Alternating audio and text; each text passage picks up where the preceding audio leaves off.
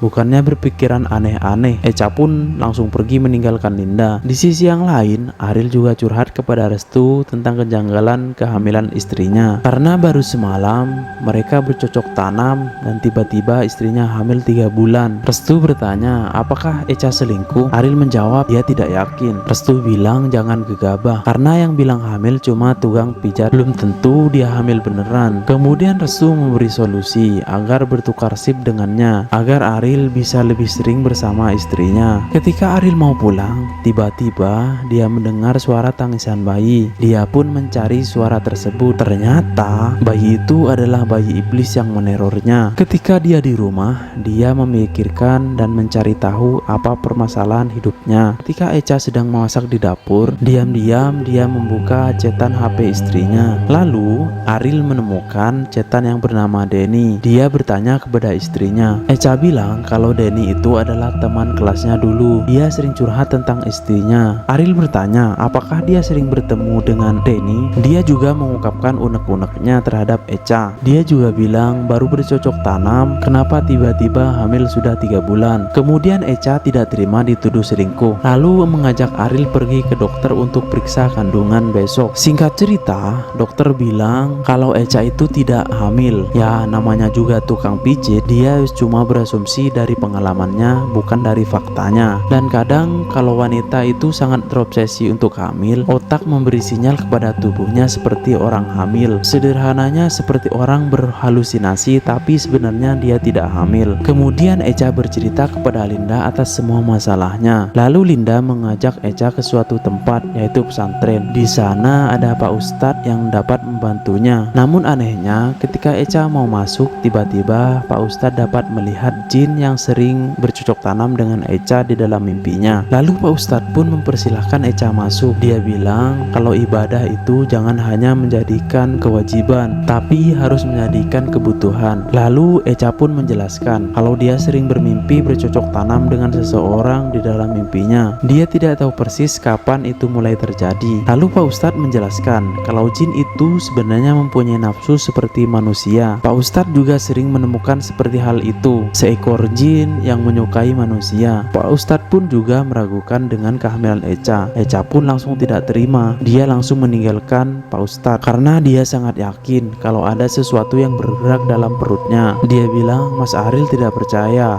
dokter tidak percaya, Ustadz pun juga tidak percaya. Setelah Linda pulang dari rumah Echa, dia menemukan kucing di tengah jalan. Dia memindahkannya agar tidak tertabrak oleh kendaraan lain. Tapi setelah ia tinggalkan, kucing itu